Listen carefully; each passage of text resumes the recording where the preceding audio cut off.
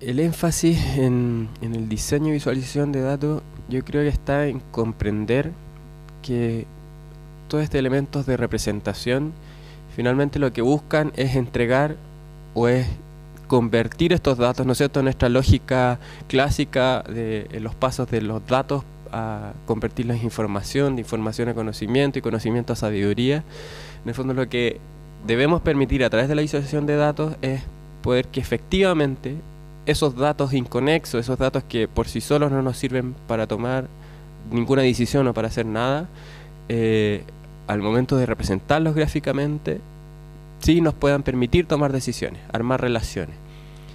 Y esos pasos pueden ser abordados de distinta manera. Yo hablaba antes de las capas de información. Creo que hay que, cuando comprendemos que hay capas, que podemos elaborar distintas capas de información y que también podemos interactuar para poder profundizar en ellas, es que obtenemos un elemento de visualización de datos potente.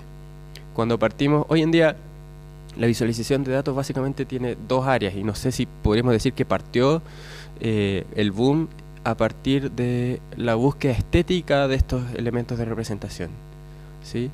Cuando tenemos grandes gráficos que arman relaciones entre millones y millones de datos y que finalmente nos queda una masa de líneas que se conectan hacia otros elementos, de gráficos que de alguna manera los podríamos poner en la pieza, ¿no es cierto?, o en el living.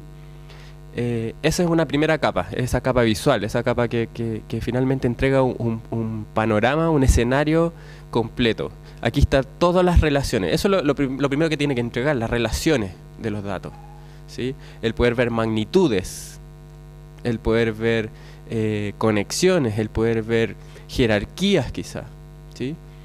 Luego lo que podemos hacer es ir profundizando en estas capas de información para poder llegar a obtener información relevante, ¿sí? El ver las relaciones nos entrega un tipo de información, pero la idea es que podamos profundizar hasta poder llegar a al cómo ese dato único mínimo es parte de este universo. No solo ver el universo, sino que poder llegar a ver los elementos mínimos de ese universo. Entonces, de ahí podemos, a través de estas lógicas de programación, de ActionScript, de JavaScript, ¿no es cierto?, a través de Processing, es que podemos agregar la capa de interacción y dejarle al usuario la capacidad de que él pueda profundizar dentro de esa información.